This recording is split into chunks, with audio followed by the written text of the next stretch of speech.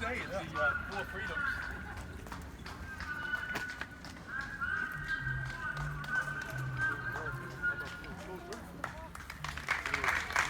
Oh my goodness. Thank you all. Thank you for being here.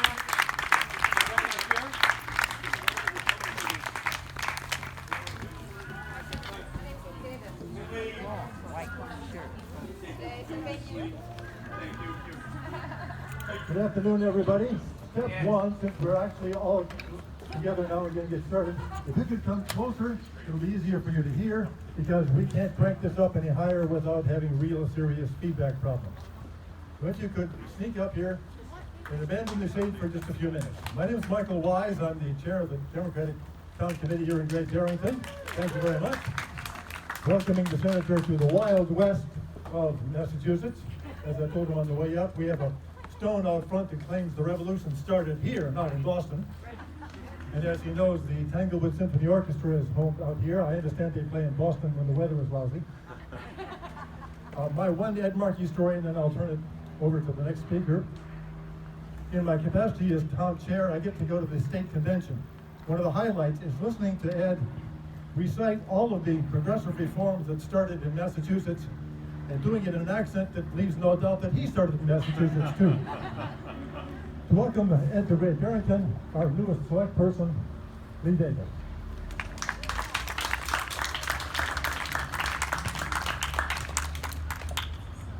Thank you so much. I am so honored to introduce Senator Markey and be part of this speaking program. It's not lost on me the significance of Great Barrington and the tenacity and the resilience and the progressive values of this town. This is the home site and the birthplace of W.E.B. Du Bois. And this is a very, very powerful place. His home site is just down the road. It's a National Historic Landmark. He obviously, we all know him as the native son, a historian, a scholar, one of the founder of the civil rights movements, a man that is such a legend in this town.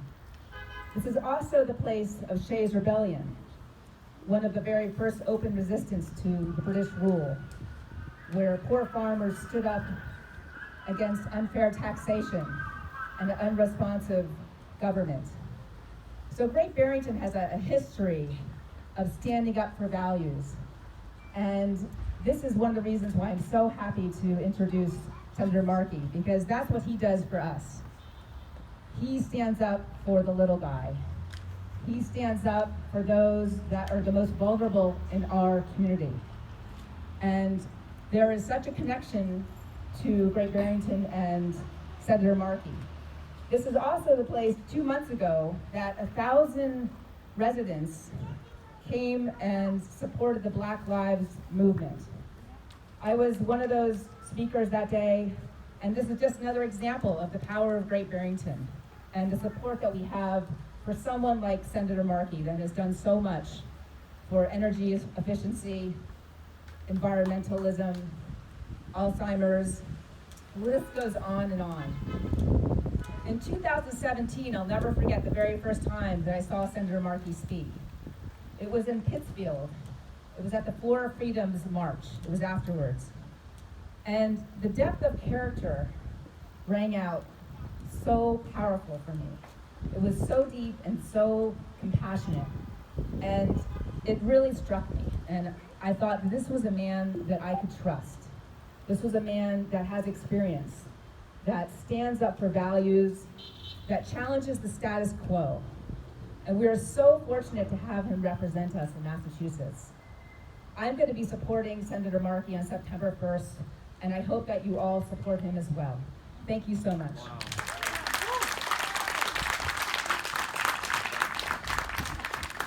Next, representing Small, from the smallest town in Massachusetts, but certainly the most interesting, Jim Lovejoy from the Select Board of Mount Washington.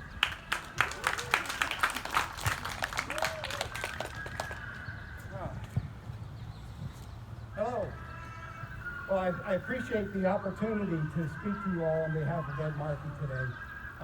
He's been involved in local government, I can say from personal experience, you know, he's met with local leaders and tried to help us in our small municipalities, even the smallest municipalities, since in his entire career. But mostly I want to talk about broadband, because if any of you who know me know that that's been my passion for years. And Ed Markey has been a huge supporter of broadband, of bringing broadband to the rural communities and dealing with the FCC, which at various points in his career has been totally controlled by, you know, by industry, and we want to keep that broadband free and open for people in this community, in our communities, and throughout the United States. And broadband, even now with the COVID, is so much more important than it has been in the past, that we have these avenues for communication and education. And I know that Ed Markey will continue to work for us on that respect. And that's why I support him, and I really appreciate him coming to South Berkshire County today to speak with us, and I hope you all will vote for him on September 1st. Thank you very much. One more representative of local government from the town right to our south, which claims to be where Shays Rebellion actually started, Renee Wood, the chair of the Select Board of Sheffield. Hi everyone, and thank you for coming out today. Being third in line means that you have to adjust your remarks, but Sheffield is the place of Shays Rebellion. Can't let you claim it, wait. And it's also where the Berkshires began. And it's also a place where we appreciate action more than having necessarily someone tell us what they're doing. We want them to show us what they're doing.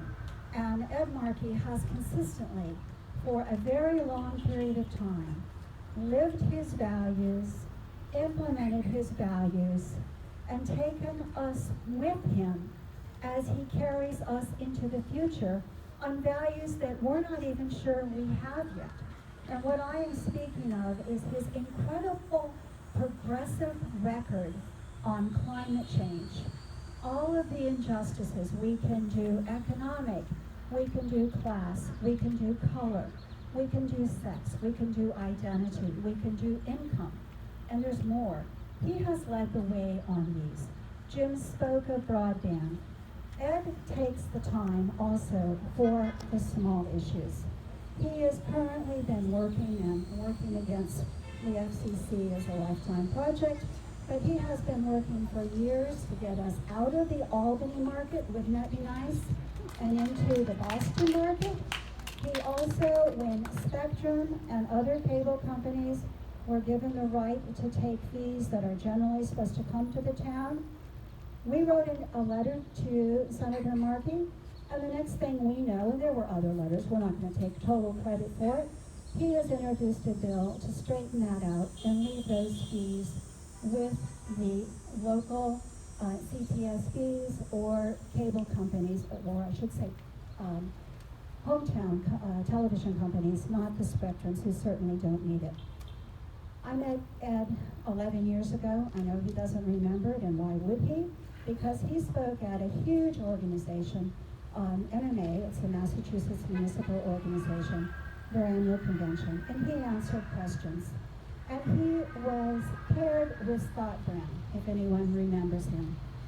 Senator Markey answered every question with the eloquence, the depth of understanding, and a sensitivity to what the question is really about that impressed me so much. And he stayed long after Senator Brown had left and long after many delegates had left.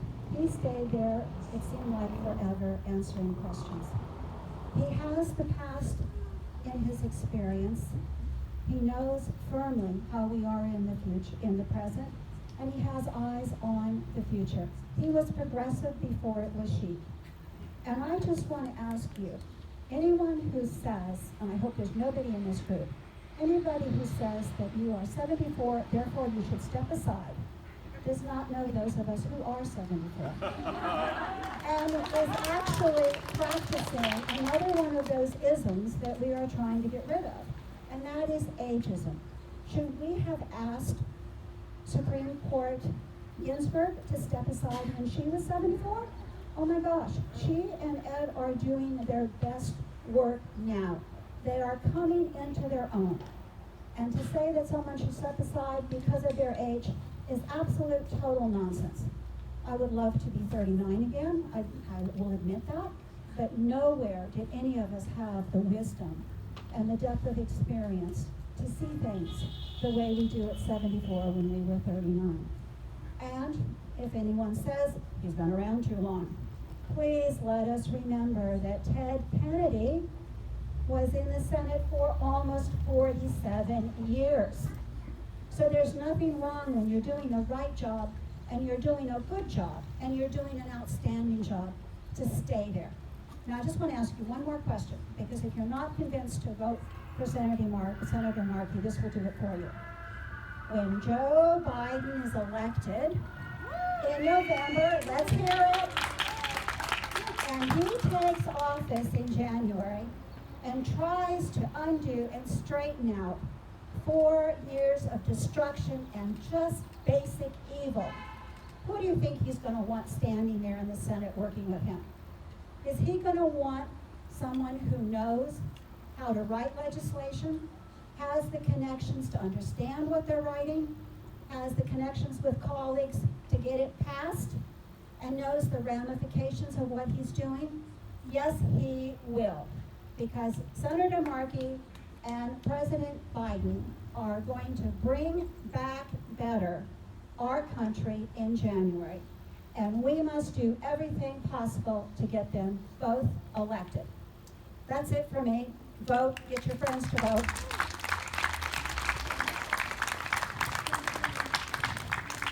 And now finally, to introduce the senator, local activist, she's willing to be called that. The person around whose dining room table we all gather to make phone calls and write letters, Leslie Hyde.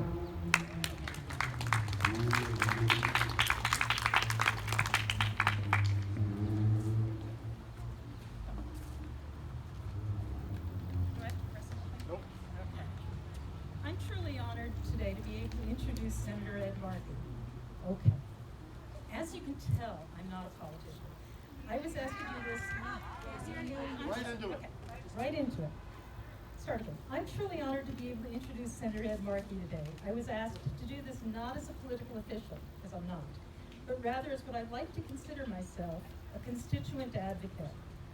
As a retired pediatrician, I volunteer my time as an advocate on issues of global and U.S. poverty, social justice, women's rights, through 2 organizations that are close to my heart, Results and Dining for Women. What makes me most excited about having Senator Markey as my senator is that he almost always is acting on the issues that I think are critical. In my book, he's always on the right side of things. I find myself frequently calling his office or writing to say thank you. And when I do have to reach out with a request, such as recently asking him to sign a Dear Colleague letter called the Rubio Pardon Letter, in support of a global response in the next COVID supplemental, they do it in short order. And for that, I'm grateful. Senator Markey's been an outspoken leader in seeing that we have local access to local news, Massachusetts news, and federal investment in broadband. I could not possibly list all the acts he sponsors, but some of the many recent ones that are important to me I'm going to list. The RISE Act, to invest in the research workforce and institutions that have been adversely impacted by the pandemic. The Facial Recognition and Biometric Technology Moratorium Act, legislation to cut the Pentagon budget by 10%.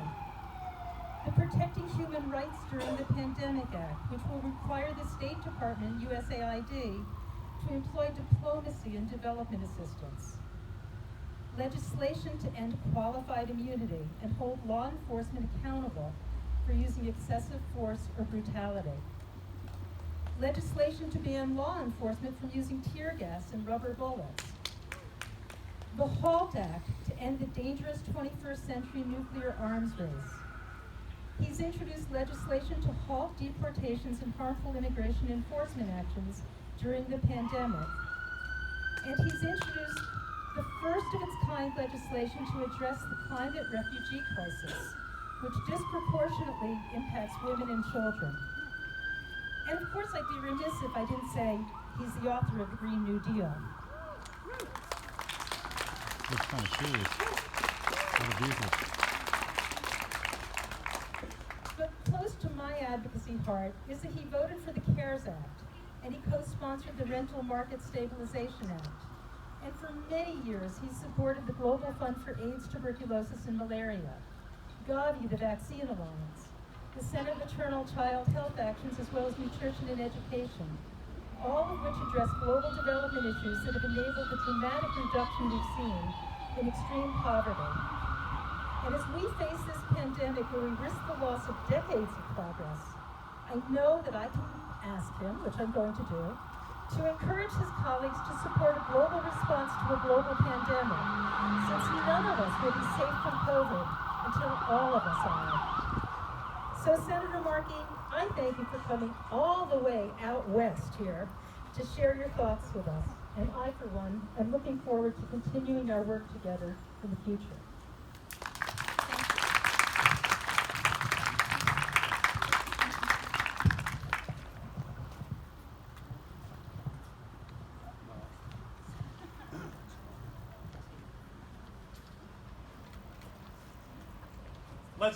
Leslie, thank you so much. Those words were incredible. And you're right, there's a litany of issues that I've worked on, and I continue to work on and champion passionately in the United States Senate. I thank you for your leadership and constant communications which we have on all of those issues. Renee, thank you for that incredible statement which you made, and I can't thank you enough. It means the world to me. Jim, thank you for your leadership out here. We're kind of at the progressive heartbeat of the state right out there on all of these issues that you have been raising and talking about. And Lee, thank you for just those incredibly beautiful, wonderful words. And Michael, really so much the indebtedness that I have to you and to your leadership, and to everybody out here who has gathered today and who is working on behalf of my campaign, but for this progressive vision which we have for our country. You know, when I come out here to address the Berkshires at the Four Freedoms speech each year, it's to talk about this revolutionary soul, which is the Berkshires. It goes back to the American Revolution. It goes back to Shays' Rebellion. It goes to W.E.B. Du Bois. It goes to the abolitionist movement, to the suffragette movement, to the Affordable Care Act movement, to the same-sex marriage movement. Revolutionaries out here have always been at the forefront of that change which is absolutely essential to our country. Leadership. And that's what I've heard this morning. Just leadership.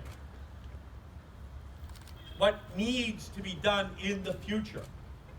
It's always about the future.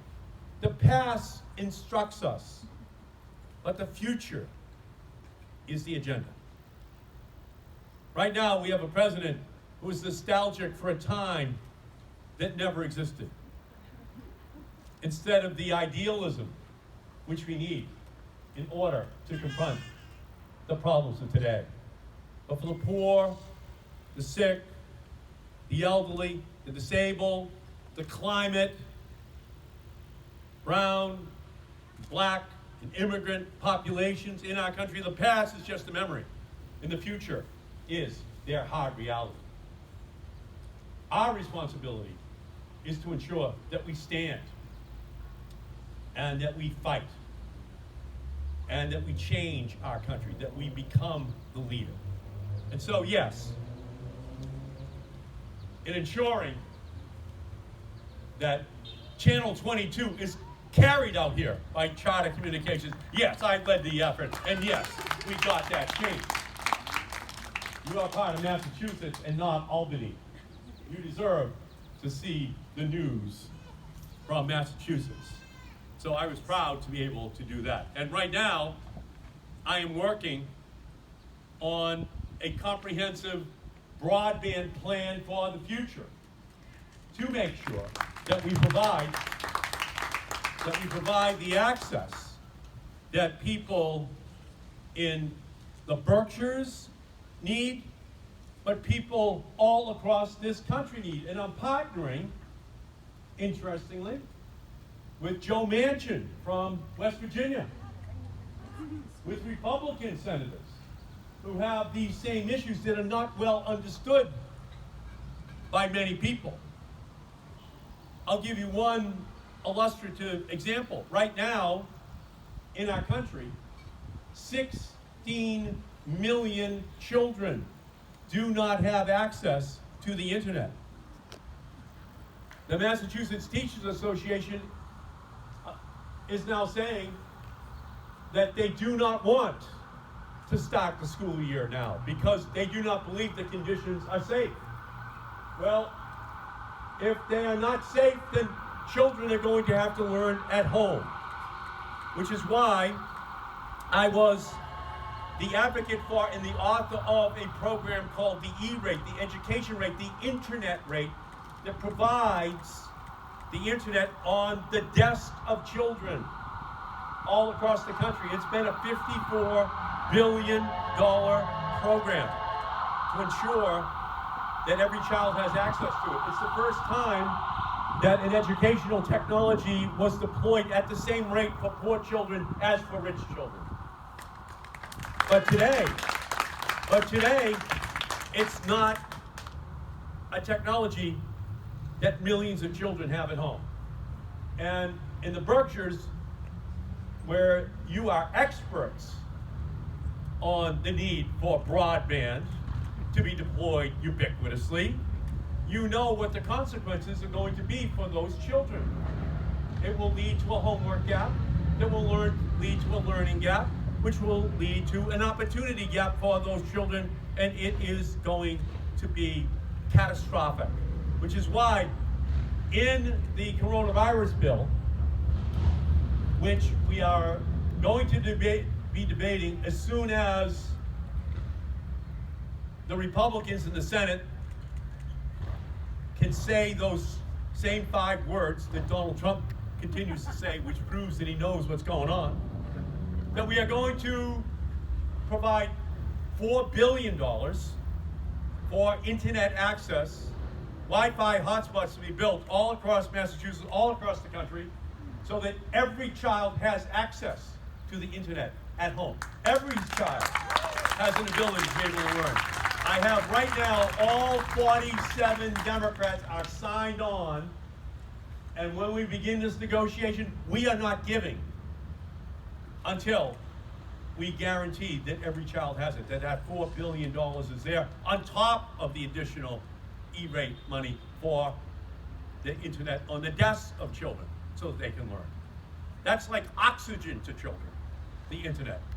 And a poor kid can learn just as well as a rich kid as long as you give them the tools and then get out of the way. So that's how I see that issue. And broadband is essential, and I am committed to once again having a national broadband plan for this country and having tens of billions of dollars in a giant infrastructure bill next year as I serve on the infrastructure committee to be inserted so that we can have universal broadband access and meaningful broadband access for everyone. On the issue of climate change, the planet is dangerously warming. There are no emergency rooms for planets. We have to engage in preventative care. There may be, hopefully, a vaccine for coronavirus, which is found over the next year. We already know what the vaccine is for climate change.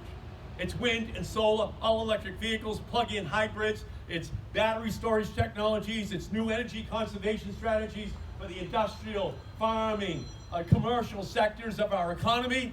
It's not a technological problem, it is a political problem being created by the fossil fuel industry.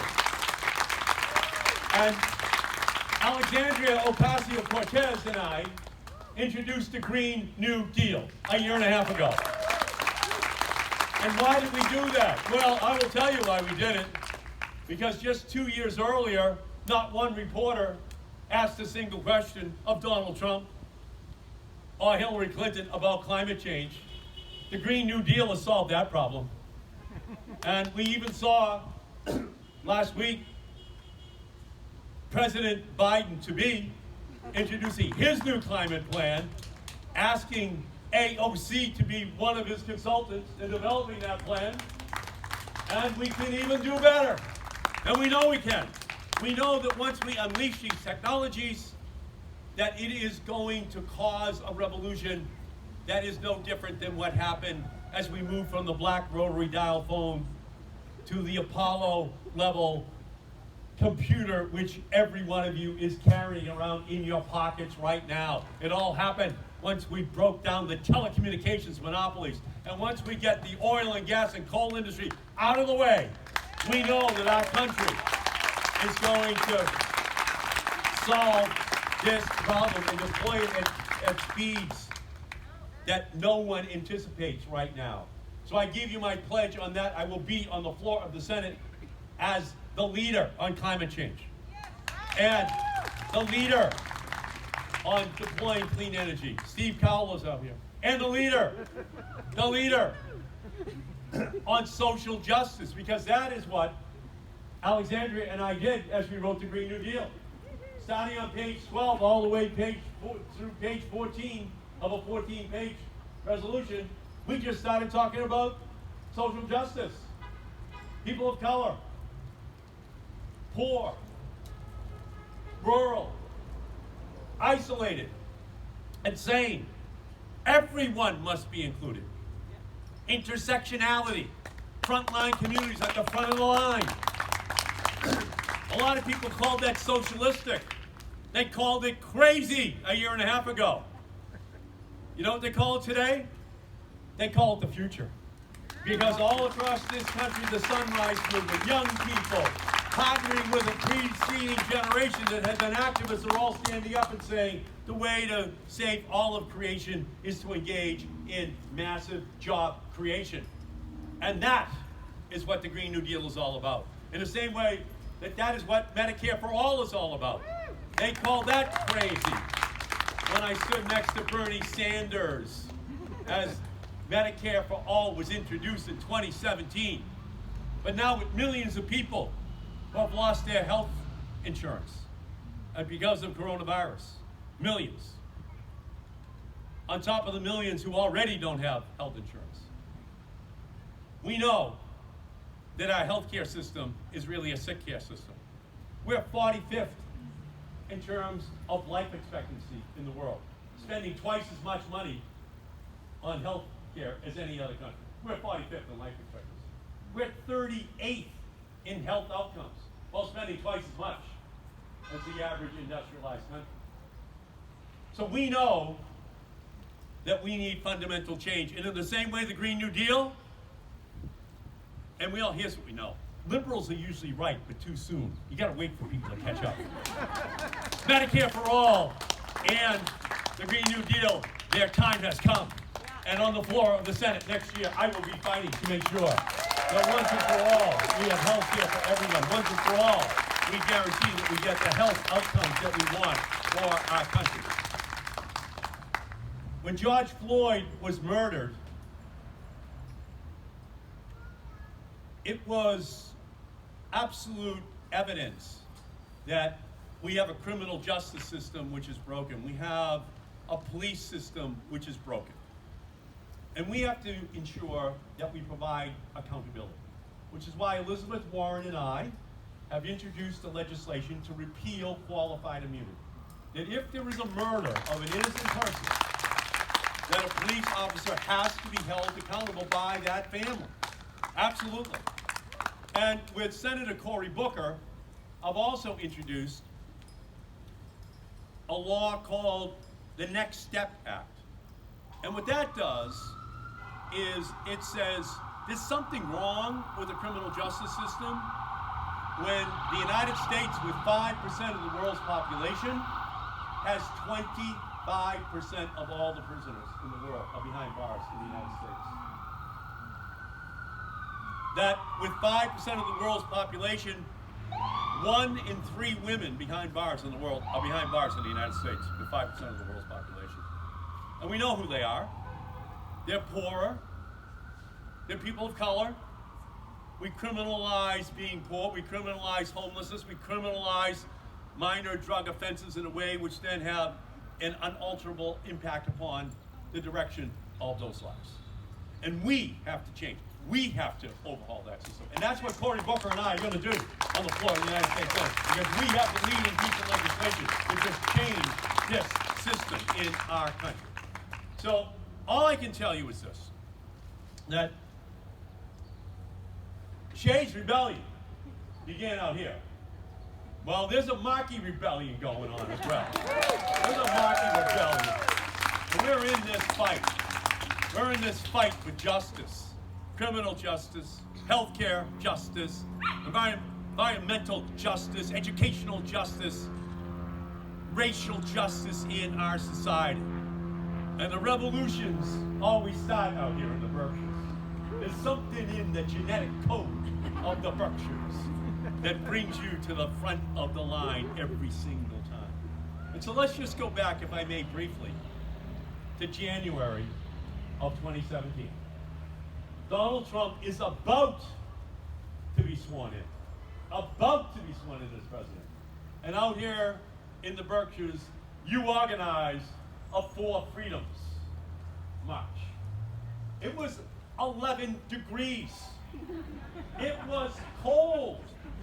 You didn't even want to start it indoors. You wanted to start it outdoors and march for a mile.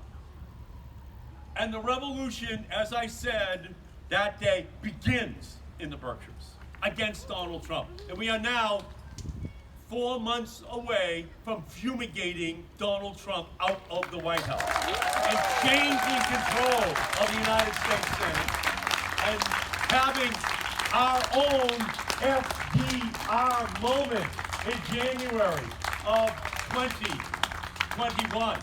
That's who you are.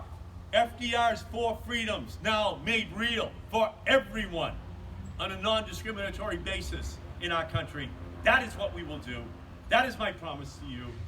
The Markey Rebellion feels energy out there. Let's go out there, get those absentee ballots, make those phone calls, do the text, and we will win this race and change America next year. Thank you all so much for giving me the opportunity.